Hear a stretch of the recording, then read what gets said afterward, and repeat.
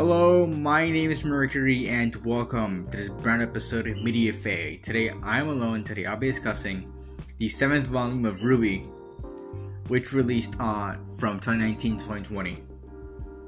So this is the first episode of now every episode that we'll be releasing with the new schedule. You probably already saw that I put up a video yesterday detailing the fact that we are now changing the schedule to only uploading on Tuesdays, Thursdays, and Saturdays instead of the usual any day of the week at 3 or 8 p.m.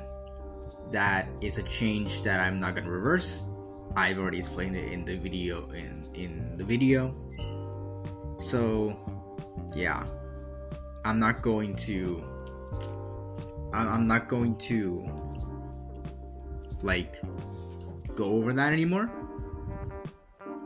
But yeah, we are changing, and you can expect more episodes on those dates and at that time. Anyways, let's actually start with this. I finished this yesterday, I finished this. Yeah, when you're watching it, I finished yesterday. Also, something I want to say is that yes, I'm covering Volume 7 right now. Yes, I know this is being uploaded on the 14th, and yes, I know that the day after the 14th is the shutdown of the Rooster Teeth website.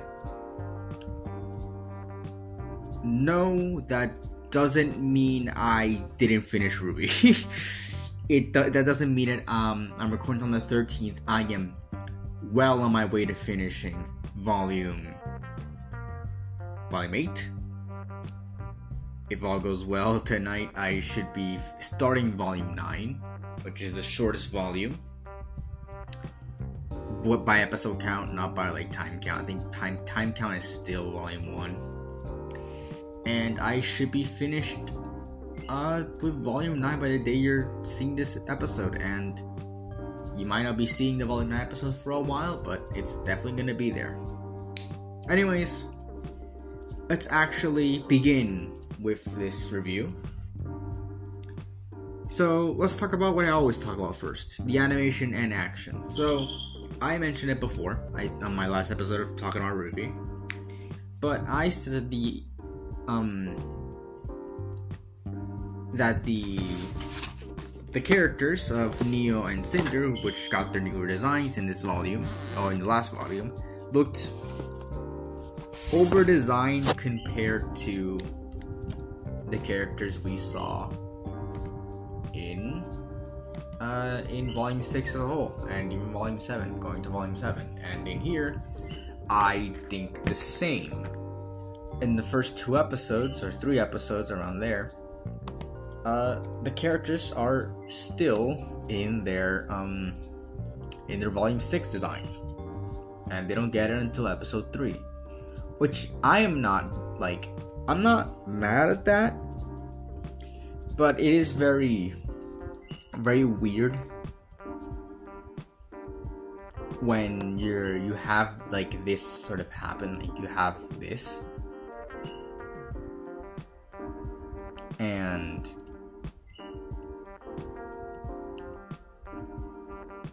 it's not and you don't really update it. It does look weird.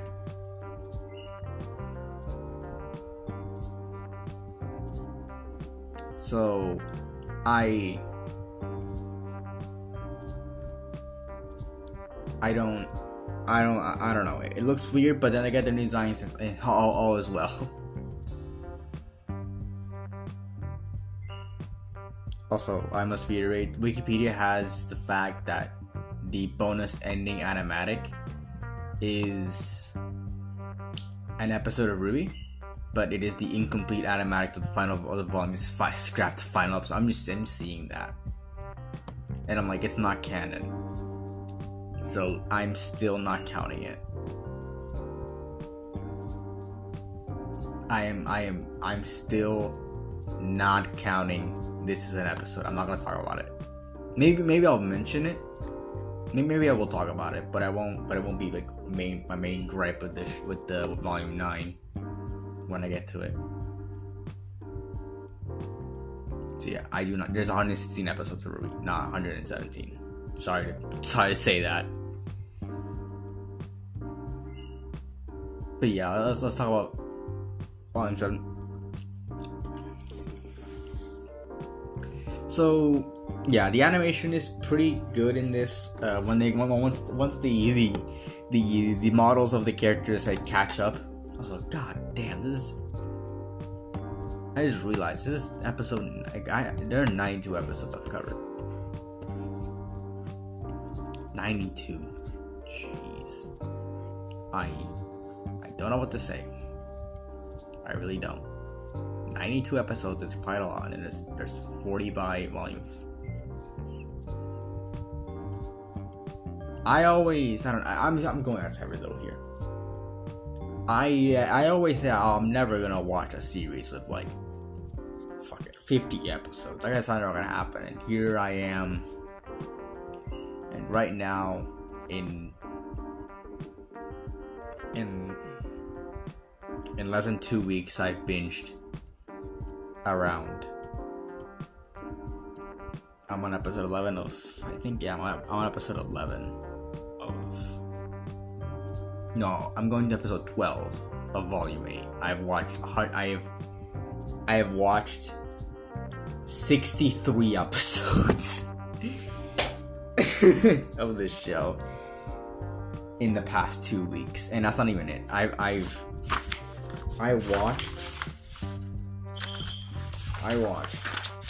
been watching Volume 4. I've been watching this since May 4th. So 10 days I'm going through this. So yeah, like around 2 weeks of me just like watching the show and seeing 63 episodes of it in less than 2 weeks. And that is insane to me. And I don't know how I've done this. But anyways, let's go back to Volume 7. Because I'm not done with the animation and action. So the animation, so I think the animation is very good in this. It's the models, even though people probably don't agree with me, I think that that it's updated, and the action, especially in this show, I think is very good in this volume specifically. I always felt that in the last few volumes, specifically volume 4 and 5, that they had like the characters that aren't doing nothing in the fights, and the fights here are much more like one-on-one instead of a lot of people,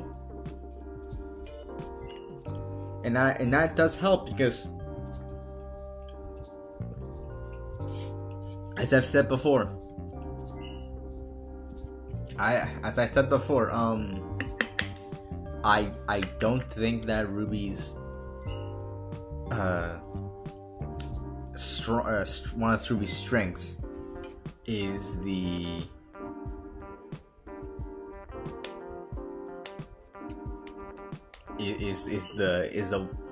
multiple people, like the fights with multiple people. That's just not their risk. It's not their.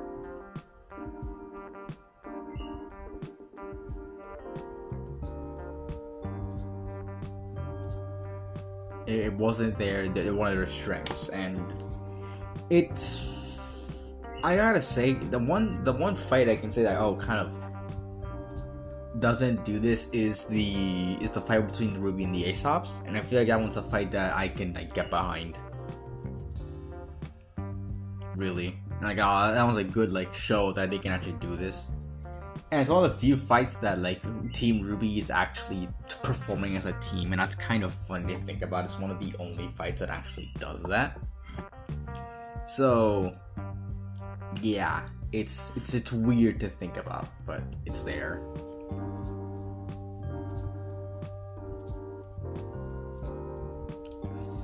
But yeah, I think that's all I'm gonna talk about the animation and action. Let's talk about the characters, which I gotta say, so you know how last volume I said that the characters were acting stupid? Yeah, so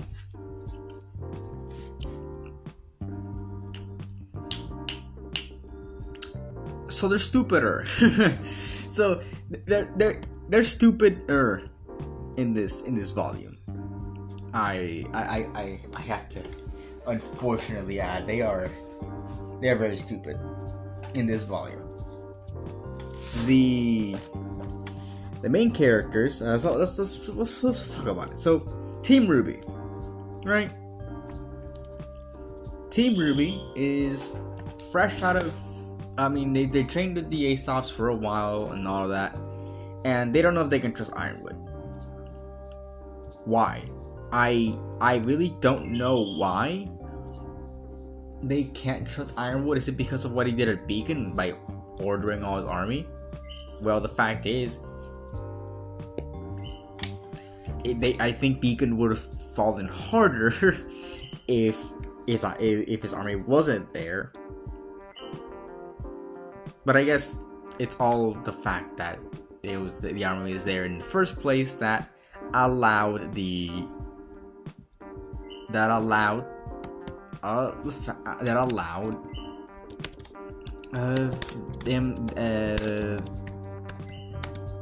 people to actually get into it.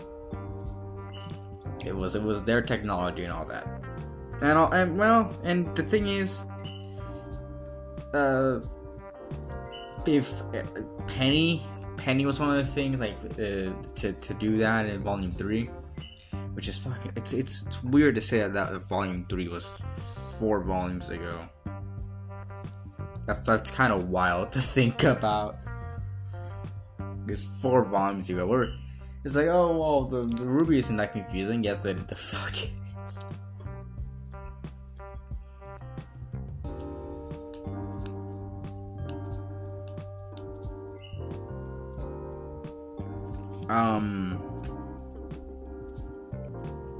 So yeah, RWBY herself decides to lie to Ironwood about the lamp, because last volume they didn't have they used the lamp once, they knew the password, and then she decides to lie to Ironwood because they can't trust Ironwood for some reason. And it leads to the finale of the volume, which I'll definitely talk about, but it's very stupid, and also leads into Volume 8, which the entirety of Volume 8 would have been avoided if I'm like I said, I'm on episode 12. I'm going to episode 12 of Volume 8. I'm almost done with Volume 8. It would have all been avoided if RWBY decided to tell Ironwood about the stupid fucking lamp. But she didn't. And everything that happens after this is all her fault. So Weiss does nothing, kind of. But RWBY decides to lie to Ironwood. Then they decide to tell Ironwood head on, and it's kind of like a fake out almost. That it seems like, oh, it's gonna be fine or something. And then suddenly Ironwood is the fake out is he's not okay with it and decides to fight and all that. Which I get. I'm gonna talk about Ironwood later, but yeah, I get why he would be kind of mad about getting lied to. But yeah, RWBY. I don't know. I don't like this. I don't like this, man. Why do you do this to yourself?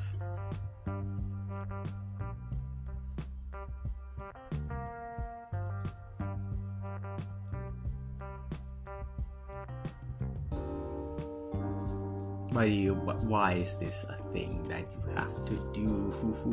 I hate it. Weiss again does nothing. She could have a good arc in this, but they don't do it. They don't do that. They don't do anything. Just like have her sort of disagree with her father, and that's what we've been seeing for a long time.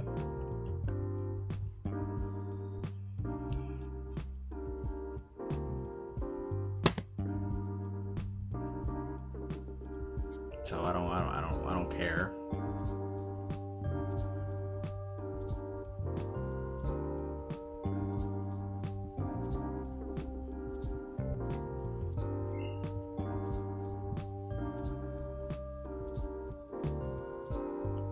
But yeah. Also, Blake and Yang. I gotta talk about these two. So these two not only had to go with RWBY's plan, which is already a really bad plan of lying to a man who is not okay. Who's not. I would say he's not okay. He's not in the right state of mind, to put it bluntly. And they decide to go and do the same thing again by telling Robin about the fact that they're going to use the Amity, which was the arena in Volume 3 where they held the Vital Festival, to about how they're gonna turn it into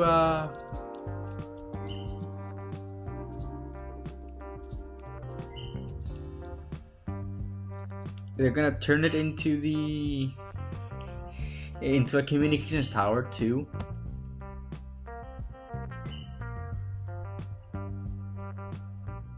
They're gonna turn into a communications tower.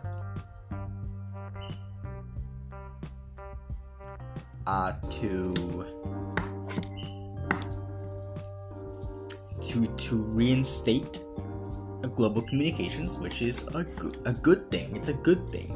I don't get why they would try to not do that and not try to say it's a bad thing, but it's a good thing. And the only bad thing is that they're taking stuff from Mantle. It's all about Mantle. It's all about Mantle. God fucking damn it! I don't give a shit about Mantle.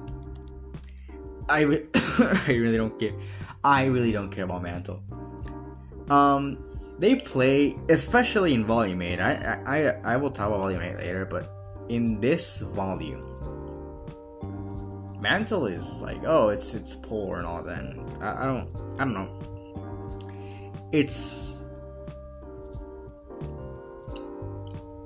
I don't really care about it at all. It's just they don't really play it well within the volume. They don't. I don't think Mantle is played as well as it should have been.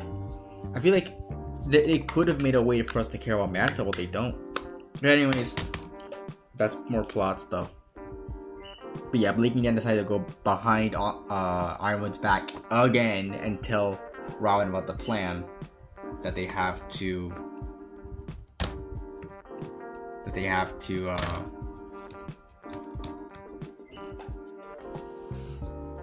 that they made to fucking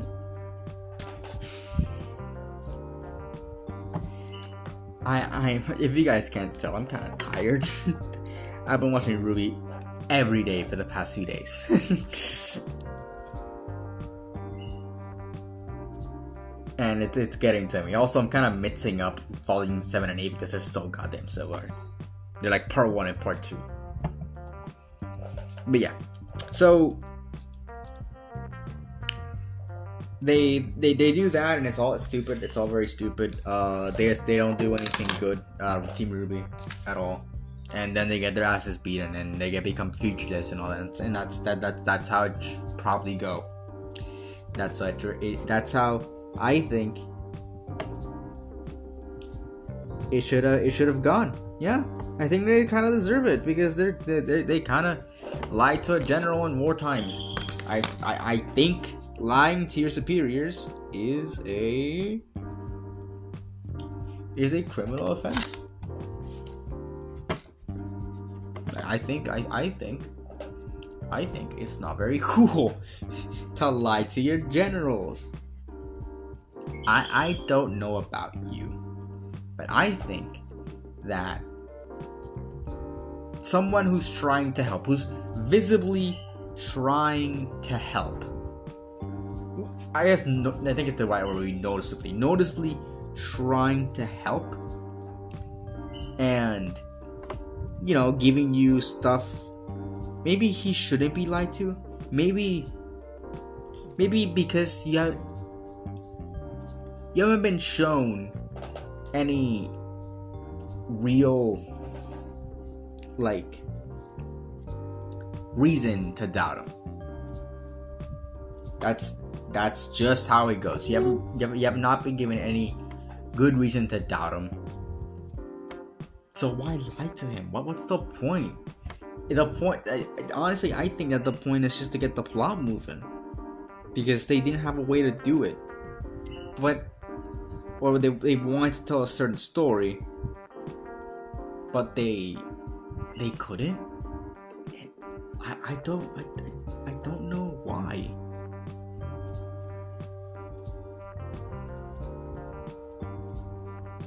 It's so weird.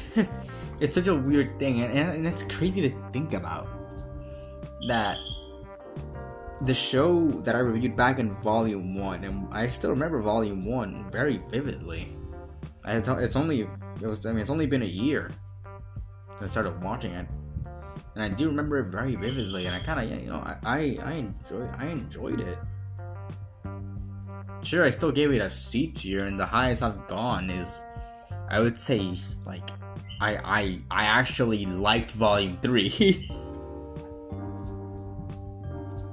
That's the highest I've gone. That's the highest praise I've given this show. It's, I like Volume 3. It's not like I love it, but I like it.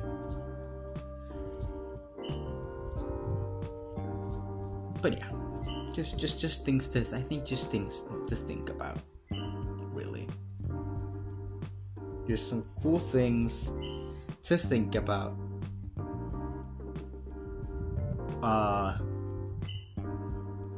During this time, it's just time. I hate myself so much. Okay, so that's Team RWBY. I think I spent too long. But Team Juniper, let's talk without the P.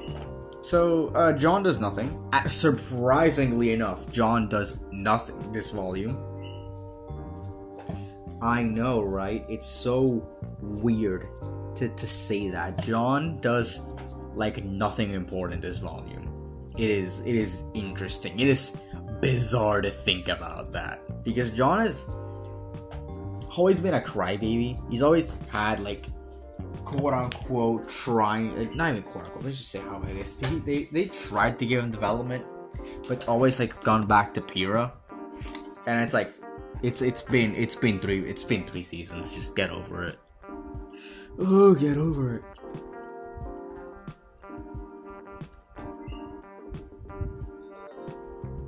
I'm pleading, please stop.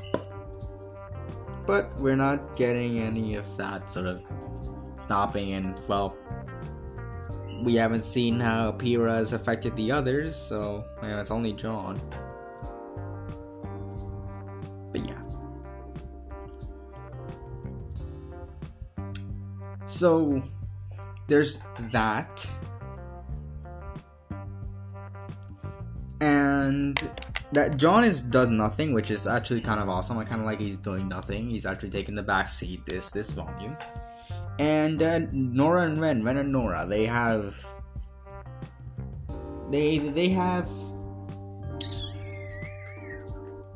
development, I would say. They have development, I think. Yeah. So they fight once.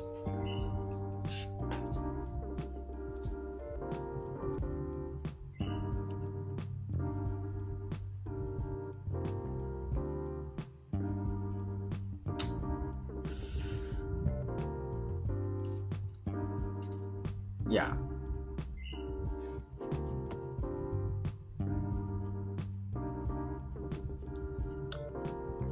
they argue once in I think, when is it? A Night Off? Episode 6?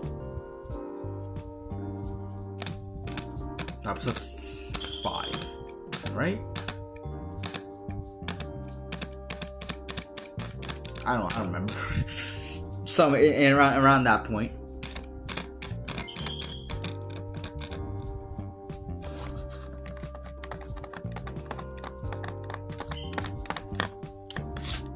But then they kiss, and in this sort of point in the volume, they kiss.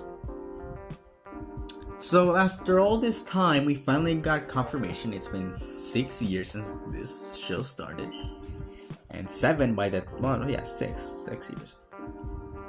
When we get to this, 6 years since the start of the show, and they finally confirmed that Ren and Nora are a thing. And then they do proceed to do nothing with that for the rest of the volume, and they never bring it up ever again. They do bring it up in volume 8, like, okay, sure, you did something with it, but you also do nothing with it. So what the fuck? Like, why?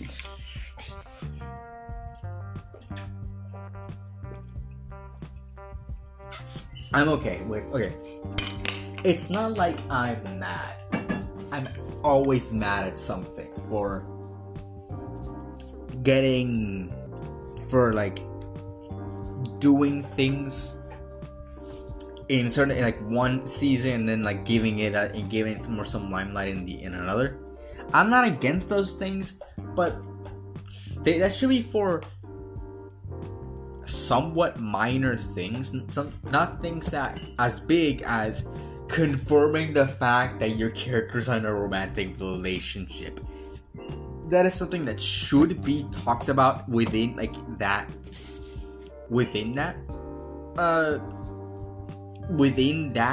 season, and right there, instead of leaving it for like, okay, where are we? Where was it talked about? I think it was episode 10.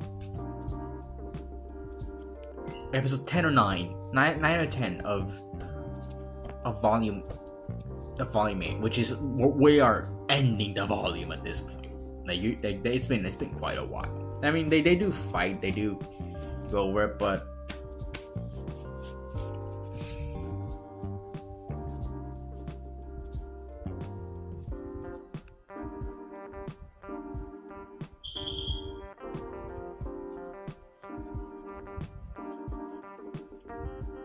so yeah, I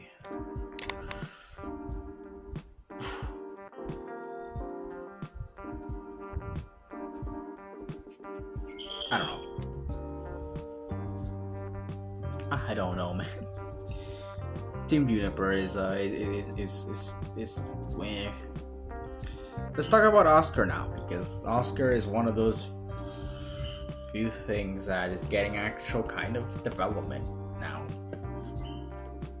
So I actually don't remember anything Oscar did in this volume. I guess kind of. So Oscar decides to reveal to Ironwood that they kind of lied to him. Oh, and he gets arrested and all that, and they do nothing.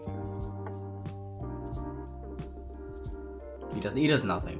And like at the end of the volume, like when he gets betrayed and then like sent down the chute, literally, that's when Ozpin comes back and decides that, you know what, now we're doing stuff.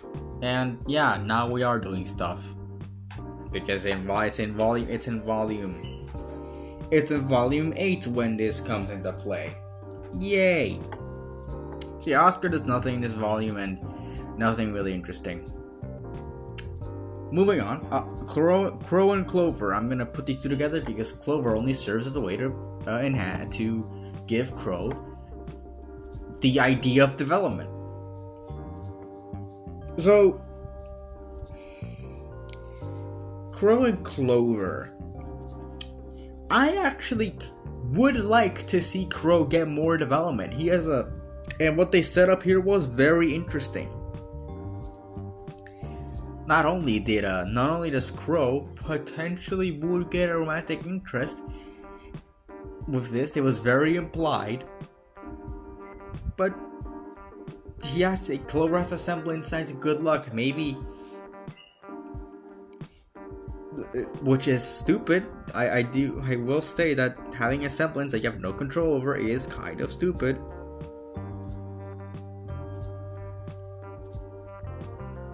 But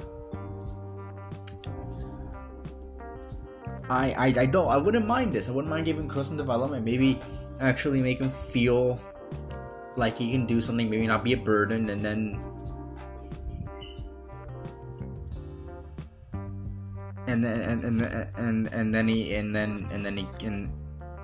he teams up with Tyrion. I don't know why. I don't know why I would team up against Tyrion with Tyrion. Jesus Christ! And then Tyrion frames him for the murder of Clover. So now we're back at square one, pretty much. Only now, Clover, he has a more reason to be depressed. Yes, a bigger reason to be depressed. Yay! It's awesome. But yeah, I want Crow to get more development. Crow as a character is a cool idea. He's the cool uncle of the group, and I do like that. It can be a cool character type. It can be a cool character archetype, and it's not bad.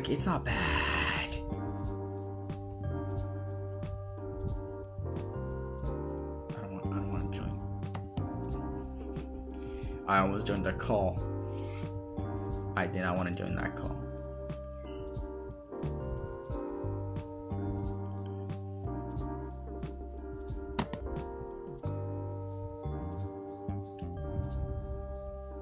I hope I'm not in that call. No, I'm not. Okay. So yeah, I would like to get Crow some development, because ever since Volume 4, he's just kind of been an exposition machine, and that was changed in Volume 6, and I actually kind of like that he's sort of has this crisis of trust or something like that, and and he doesn't know who to trust, and he's like, oh, it's all bad luck, and I have to keep my ground with people, and then we have this character who sort of brings that to them, and then he gets killed. So yeah. But anyways, talking about Clover, talking about the Aesops. So the Aesops are the new huntsman group that are here in this volume, and I don't really have much thoughts about them. They're okay. I like the fact that I like the idea of them being like a super elite huntsman group that appear to get together, like to appear to be like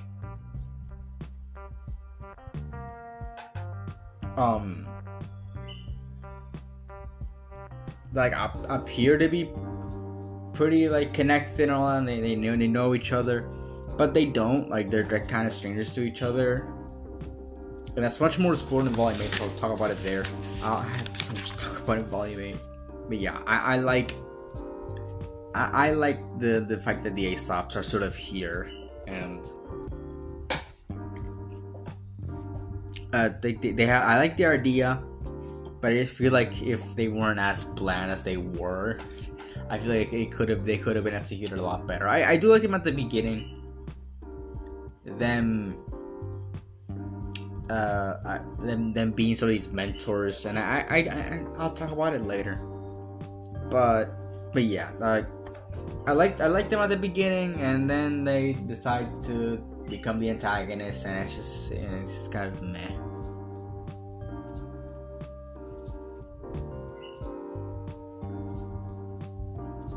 So let's talk about the other thing that this volume is bringing to the table, and that's Penny. So Penny is alive again, and why?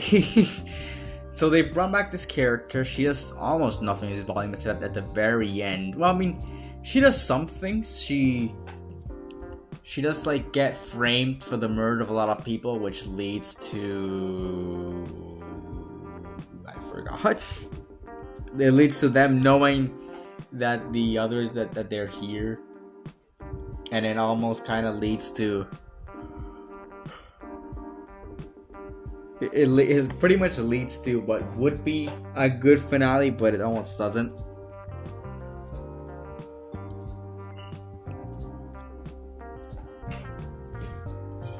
But yeah, I mean, Penny's fine. Then she becomes the Winter Maiden. It's just like, so you're setting up Winter to be the Winter Maiden. It's like, oh, it's Penny now. It's like, why? Why should it be Penny? I don't.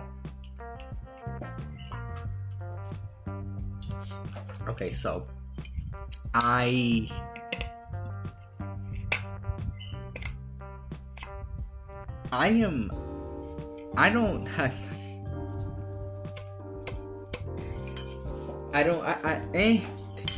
I'm not the biggest fan of Penny here.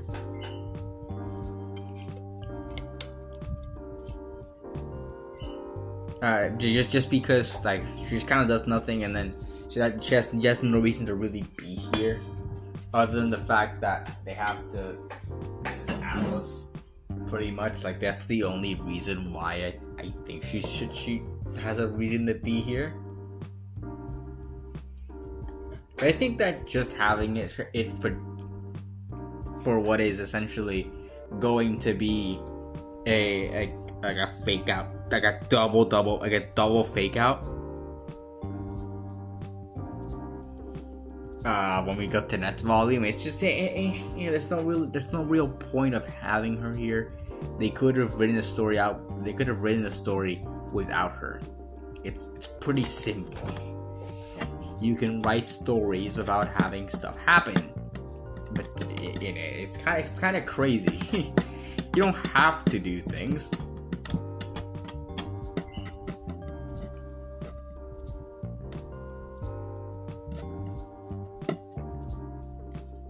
Yeah, speaking of Winter, it's about Winter. So Winter's in the Winter Maiden until next volume, which she is the Winter Maiden. But in here, she is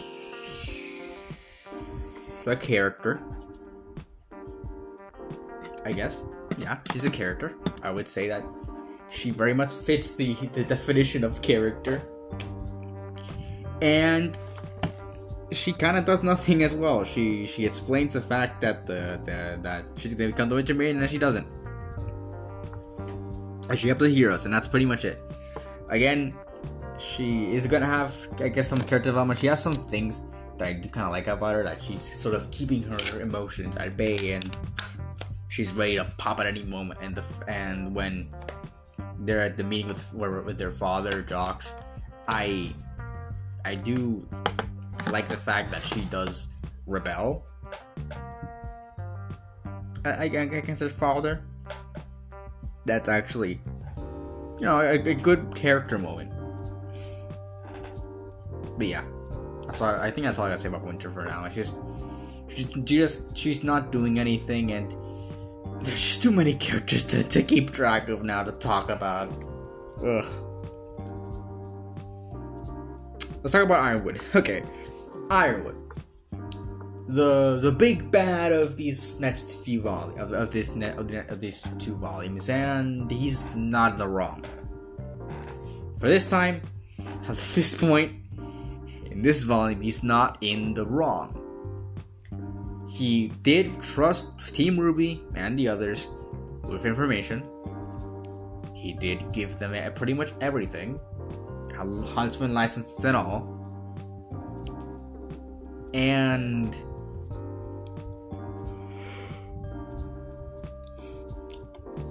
he has a solid plan of reinstating global communications, getting Atlas ready for war, and then getting the other kingdoms ready for war.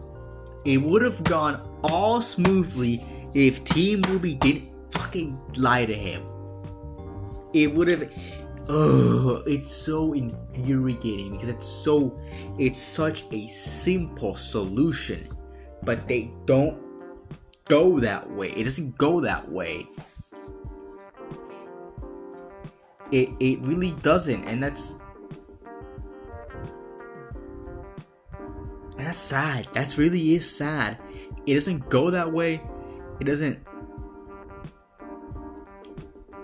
He gets paranoid. He does things he rather shouldn't or wouldn't. And it's interesting. It's an interesting character. It's just that it would have been interesting if maybe it wasn't the heroes who lied to him. It wasn't the people we're supposed to follow that lied to this man. But it is. They are, and this sucks. Because Ironwood had a solid plan of saving as many people as he could, but then the heroes decide to. Oh yeah, I'll talk about it in the blog. But yeah, he had a solid plan of getting it, but then the heroes like, no, we have to save everybody. It's like, yeah, sure, but Salem is gonna be here any moment, so people are gonna die. So you might want to have to save as many people as you can. Maybe not leave them behind, but if Salem comes, and well, shit out of luck, I guess just how it goes. It's not a simple hero thing. They're at war. This is war. So yeah. Other characters I can talk about. I guess I can talk about Pietro. Pietro's fine. He's a good character, I think. Very interesting motivations. With not trying to lose Penny, or about having not being able to afford to lose Penny anymore because he might die. I do like that. Maria does nothing this volume, to be honest. She's gonna. I think the thing is with Maria, I think she's run her course already. I think they just kind of have to have her here because she has to be here. So, yeah, I think Maria's run her course.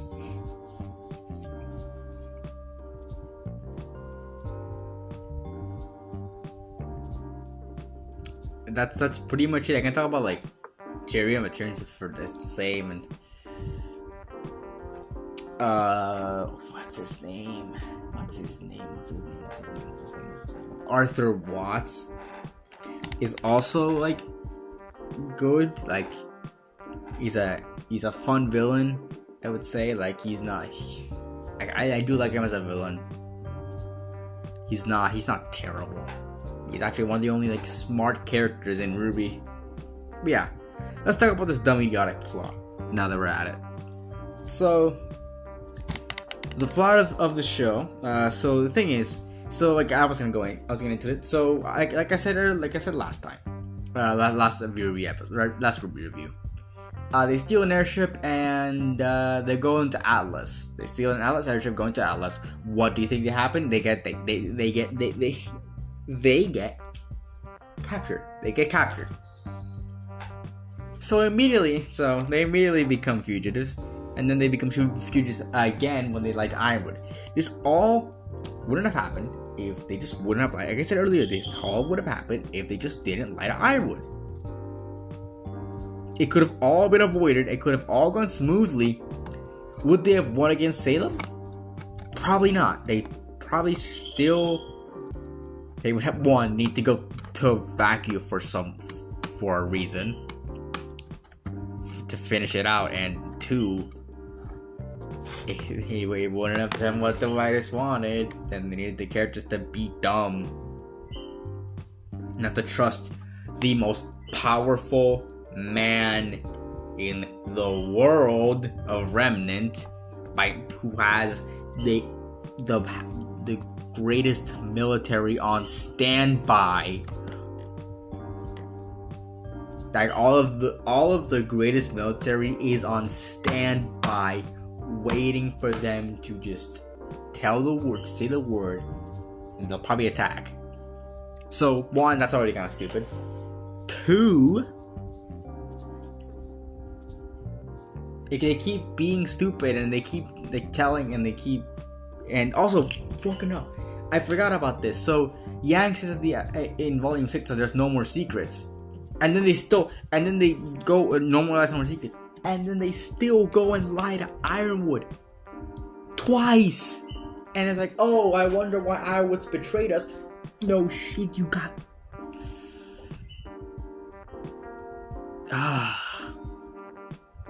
You lied to him twice in a few days apart from each other, and it's like, oh well. And then you wonder, and then you wonder why he's mad with you. Something I don't really like about it is that we have some small tone shifts in this. In the fact that the party we have, like, it's supposedly a very serious meeting, and there's a party, and then they're having a bunch of hijinks and all that. That's stupid. I don't like that. Some things I do like about it is the fact that we are getting some division of the characters. Like, people are having different opinions from each other, and that's very cool. I do like that about this volume, but still, I don't know if it's really enough. And like I don't know. It becomes a bigger problem next volume, the division of everybody, and that doesn't really get resolved until way later into the volume. But again, that's stupid. That's that reason of why the game split is stupid, and I'll talk about that in the volume 8 episode. But here, I do like the resourcing division of them, and then at the end, the characters get all divided and all that because of different ideologies, and that's cool. That can happen. That's not a bad thing. That's executed well. But yeah, I think it's an interesting idea to take the series. But is it done well? I wouldn't say so. And yeah, so I'm gonna compare this to Volume 4. I'm gonna compare this volume to Volume 4 because it serves the same purpose. But there's, like, things are getting serious, things are heating up, and it's leading up to the big volume finale at the end. I hope this trend of having the middle volume be where the relic isn't a common trend we're gonna see, and then the second volume is set up to get to, and like the third volume of the arc is set up to get to the next thing. Fucking hell. I hope that's not a common thing we'll see. But yeah, things are getting serious, and thing is with Volume 4 is that Volume 4 did nothing for us, and like anything, I would say. And I think this volume has a lot more things going for it has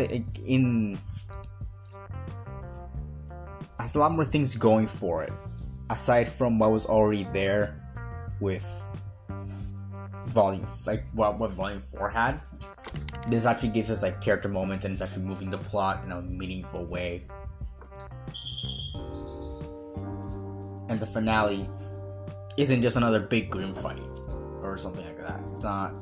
That's not what this is or anything. It's like it's better than what we got earlier, but I think I can still compare it to Volume 4 in the sense that it's a lot more like set up for what's gonna come later instead of actually sort of being its own thing. And I can tell there's a lot. The thing is with Volume 4 is that there was a lot of things left open-ended in that volume for it to be followed up on in Volume 5, which was the worst that you could have because Volume 5 was complete garbage. Because it had too much stuff to think. One of the things is that Volume 5 had too much stuff to work on. So yeah, I feel like it needs. So I think Volume 7 is a step in a direction, but it just kind of, I don't know, needed something else to.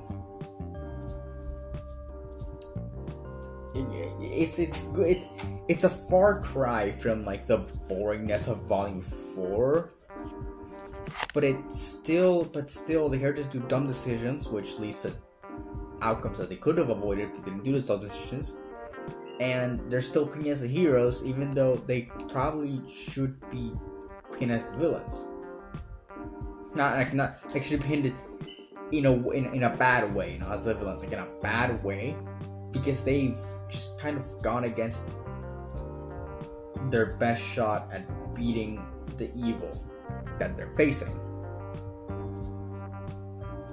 which is dumb, which is stupid. So yeah, that's all I really gotta say, I think. So yeah, kind of not a. I don't think it's a very good step. I think it's a backward step, but it's definitely going somewhere. But where I'm going, I'm not gonna like it, I think. So yeah, what do you guys think about RWBY Volume 7? Leave in the comments below. For any of our socials, that's all on the channel page, on the Entertainment YouTube channel. And yeah, for me, Mercury, it's at Mercury SC on YouTube, AO3 Wattpad, French.net, Mercury SG's on Twitter, and Mercury CG's on Twitch. So yeah, that's about it. See ya.